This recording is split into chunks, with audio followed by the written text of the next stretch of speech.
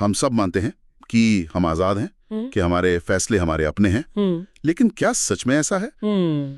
कभी सोचा है कि हम में से ज्यादातर लोग लगभग वही जिंदगी क्यों जीते हैं, वही रास्ते क्यों चुनते हैं? हाँ, या क्यों हम नौकरी, परिवार और देश के बारे में कमोबेश एक जैसा ही सोचते हैं? ऐसा लगता है जैसे कोई अदृश्य स्क्रिप्ट है जिसे हम सब फॉलो कर रहे हैं। और ये सवाल बहुत गहरा है।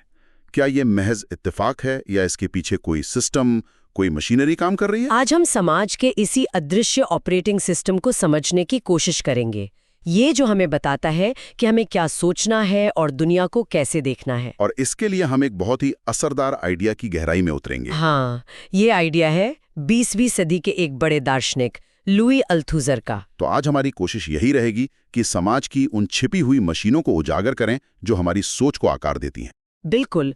और अल्थुजर अपनी बात एक बहुत ही सीधी सी सच्चाई से शुरू करते हैं।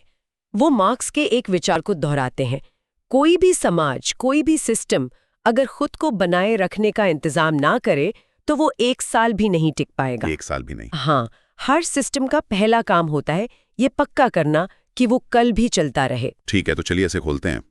खुद को बनाए रखने का इंतजाम, ये सुनने में थोड़ा भारी लगता है। इसका असल में मतलब क्या है? इसे एक फैक्ट्री के उदाहरण से समझते हैं। मान लीजिए आपकी एक कपड़े की फैक्ट्री है। ठीक है। कल फिर से फैक्ट्री चलाने के लिए आपको क्या क्या चाहिए होगा? कच्चा माल, मतलब धागा। मशीनें ठीक ठाक हालत में होनी चाहिए और हाँ, बिजली का बिल भरा होना चाहिए। सही। इसे अल्थुसर कहते हैं उत्पादन के साधनों का पुनरुत्पादन। मतलब जो भी सामान और औजार प्रोडक्शन के लिए जरूरी हैं, उनका स्टॉक बनाए रखना। ये तो कहानी का आसान हिस्सा है। और मुश्किल हिस्सा क्या है फिर? मुश्किल हिस्सा है श्रम शक्ति का पुनरुत्पादन। मतलब आपके मजदूर। अच्छा। सिर्फ मशीनें होने से तो कपड़ा नहीं बनेगा ना। नहीं, उन्हें चलाने वाले लोग भी तो चाहिए। बिल्कुल। और इसके लिए उन्हें तनख्वाह देनी होगी। हाँ, ताकि वो खाना खा सकें, घर का किराया दे सकें और अगले दिन काम पर वापस आ सकें। पर ये तो बस जिंदा रहने की मजदूरी हुई। अल्थुसर कहते हैं कि बात इससे कहीं ज्यादा गहरी है। अच्छा। हाँ, श्रम शक्ति को बनाए रखने के 2 और पहलू हैं। पहला तो है हुनर, यानी स्किल्स। हाँ। आपको ऐसे मजदूर चाहिए जिन्हें मशीनें चलानी आती हों। सही बात है। पहले ये हुनर काम करते करते ही सिखाया जाता था, जिसे हम शागिर्दी कहते हैं। लेकिन आज के जमाने में तो ये काम स्कूल और कॉलेज करते हैं। ITI, इंजीनियरिंग कॉलेज, ये सब स्किल्स ही तो सिखाते हैं। बिल्कुल, सिस्टम ने ये काम अब अपने स्पेशलिस्ट संस्थानों को दे दिया है। लेकिन अब आता है दूसरा और सबसे जरूरी पहलू। हुनर के अलावा और क्या? सोचिए, एक बढ़ई को लकड़ी का काम सिखाना पड़ेगा, एक इंजीनियर को मशीनें। लेकिन सिर्फ इससे तो बात नहीं बनेगी। कोई भी फैक्ट्री नहीं चल सकती अगर मजदूर हर रोज हड़ताल पर चले जाएं या नियमों को ही ना माने। मतलब उन्हें एक तरह से अनुशासित भी करना पड़ता है। आपने बिल्कुल सही नस पकड़ी है। दूसरा सबसे जरूरी काम है सिस्टम के नियमों को मानना सिखाना। मतलब सिर्फ हुनर ही नहीं, एक तरह का अनुशासन भी चाहिए। उन्हें ये मानना होगा कि जो व्यवस्था चल रही है वही सही है। और उन्हें अपनी जगह पता होनी चाहिए और उस पर सवाल नहीं उठाना है। बिल्कुल। और ये काम तनख्वाह से नहीं हो सकता, ये विचारधारा से होता है। विचारधारा, ये शब्द सुनते ही दिमाग में बड़े बड़े नेताओं की तस्वीर आ जाती है। पर आप कह रही हैं कि ये हमारी रोजमर्रा की जिंदगी का हिस्सा है, हर पल का। तो ये आती कहां से है? आमतौर पर जब हम राज्य या स्टेट के बारे में सोचते हैं तो पुलिस, सेना, अदालतें, सरकार, यही सब दिमाग में आता है। क्या यही सब करते हैं काम? ये पारंपरिक सोच है और अल्थुसर इसे गलत नहीं कहते। वो इसे कहते हैं दमनकारी राज्य तंत्र या रिप्रेसिव स्टेट एपरेटस, RSA। इसमें वही सब आता है जो आपने गिनाया। सरकार, पुलिस, सेना, अदालतें, जेल। इनका मुख्य हथियार है बल प्रयोग या बल प्रयोग का डर। इसे हम क्या कहते हैं? राज्य का डंडा कह सकते हैं। अगर आप कानून तोड़ेंगे तो ये डंडा चलेगा। एकदम सही। लेकिन अल्थुसर का सबसे बड़ा कमाल ये है कि वो कहते हैं कि ये डंडा हर रोज हर किसी पर नहीं चलाया जा सकता। कोई भी सिस्टम सिर्फ डर के दम पर लंबे समय तक नहीं चल सकता। इसलिए राज्य का एक दूसरा ज्यादा महीन और शायद ज्यादा ताकतवर हाथ भी है। इसे वे कहते हैं वैचारिक राज्य तंत्र, आइडियोलॉजिकल स्टेट एपरेटस या ISA। वैचारिक राज्य तंत्र, ISA, ये क्या चीज है? अगर RSA राज्य का डंडा है तो ये राज्य का चश्मा है। चश्मा? हाँ, ये वो चश्मा है जो हमें दुनिया एक खास तरीके से दिखाता है और हमें पता भी नहीं चलता कि हमने कोई चश्मा पहना हुआ है। और ये कोई एक संस्था नहीं है, ये कई संस्थाओं का एक जाल है। जैसे धार्मिक तंत्र यानी मंदिर, मस्जिद, चर्च, शैक्षिक तंत्र यानी सारे सरकारी और प्राइवेट स्कूल, परिवार, मीडिया, राजनीतिक पार्टियां, ट्रेड यूनियन, यहाँ तक कि साहित्य, कला और खेल भी। अरे ये तो हमारी पूरी जिंदगी हो गई। मतलब ये कोई छुपी हुई साजिश नहीं है। बिल्कुल नहीं, ये हमारी रोजमर्रा की जिंदगी का हिस्सा है।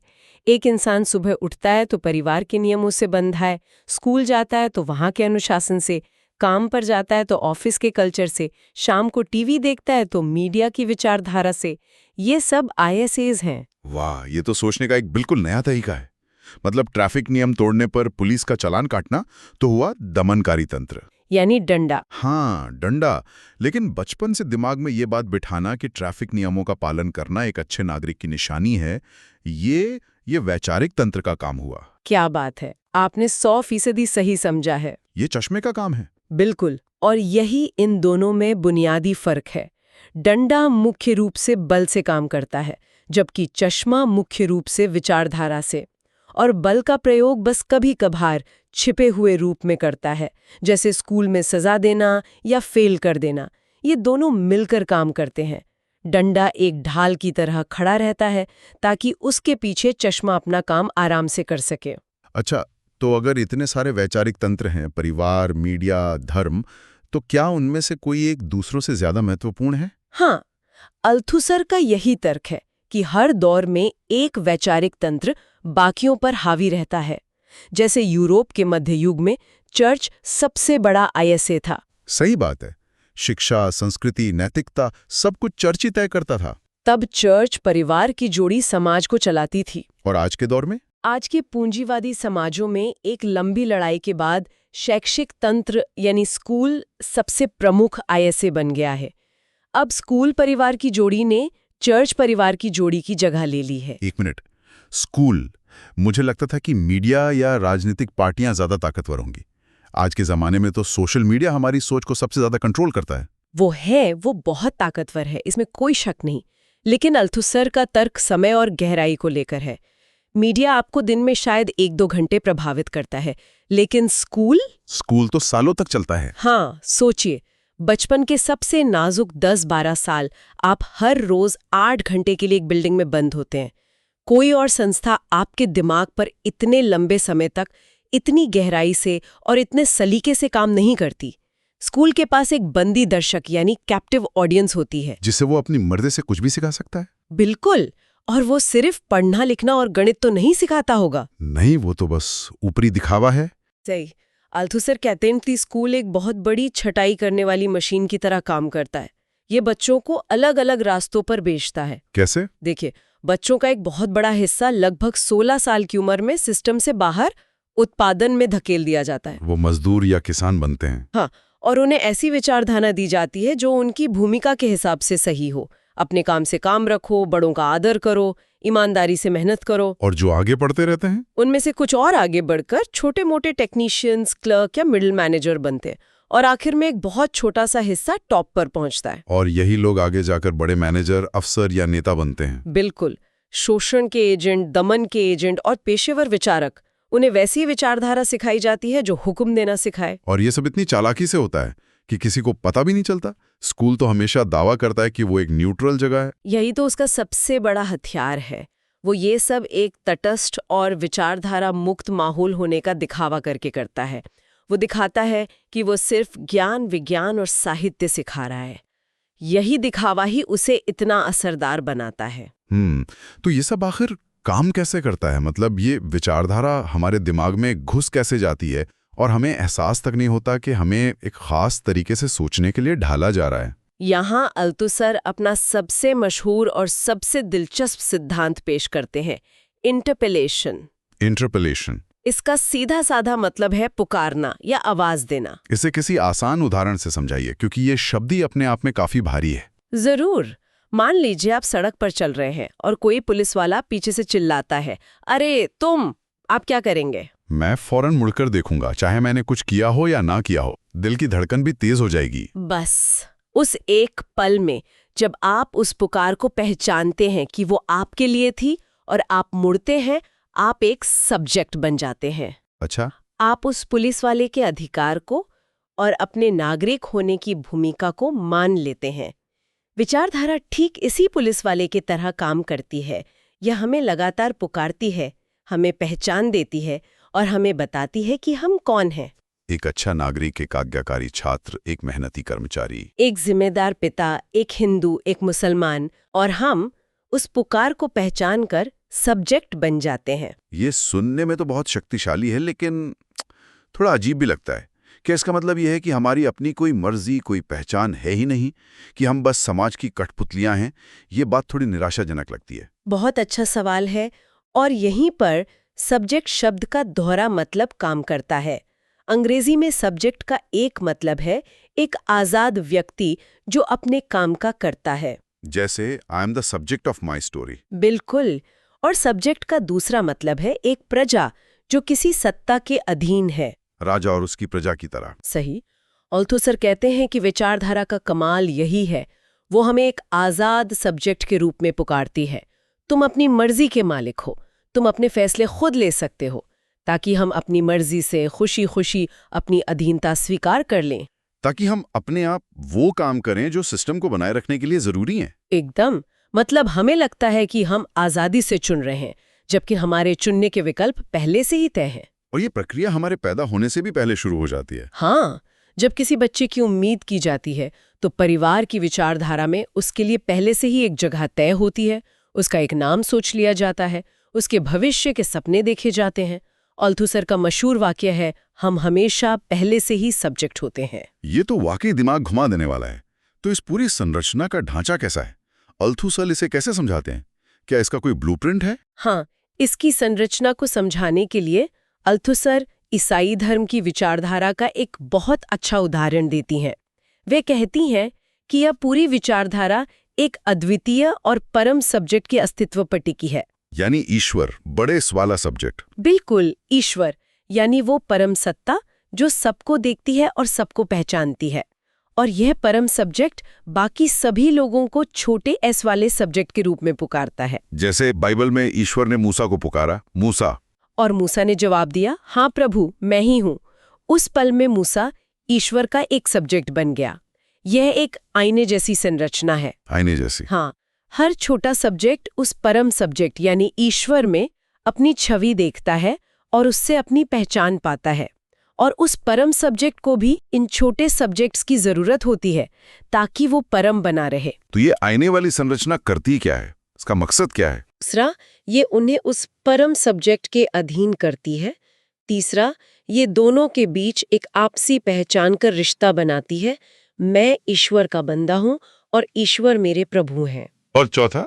और चौथा, ये इस बात की पूरी गारंटी देती है कि सब कुछ ठीक है, दुनिया का एक मकसद है, बशर्ते तुम अपनी जगह पहचानो और उसके हिसाब से काम करो। यही वो रहस्य है जिसकी वजह से लोग अपने आप सही काम करते हैं। उन्हें किसी बाहरी डंडे की जरूरत नहीं पड़ती। और ये सिर्फ धर्म पर ही नहीं, बल्कि किसी भी विचारधारा पर लागू हो सकता है। बिल्कुल। जैसे राष्ट्र एक परम सब्जेक्ट हो सकता है जिसके नाम पर नागरिक अपनी जान तक दे देते हैं। आपने बिल्कुल सही समझा। राष्ट्र, कंपनी, पार्टी, संस्कृति, ये सब परम सब्जेक्ट की जगह ले सकते हैं। तो आज की इस गहरी पड़ताल से हमने क्या सीखा? मुझे तो लग रहा है जैसे मैंने दुनिया को देखने वाला अपना चश्मा उतार कर देखा। यही, और सबसे बड़ी बात तो यही है कि समाज सिर्फ फैक्ट्रियों और मशीनों के बल पर नहीं चलता, वो खुद को वैचारिक रूप से भी लगातार बनाता रहता है। और इस काम के लिए राज्य के दो हाथ हैं। एक है डंडा यानी पुलिस और सेना, जो दिखता है और डराता है, और दूसरा है चश्मा यानी स्कूल, परिवार, मीडिया, जो अदृश्य रूप से काम करता है और हमें दुनिया को एक खास नजरिए से देखना सिखाता है। और हमारे आज के दौर में स्कूल वो सबसे ताकतवर चश्मा है।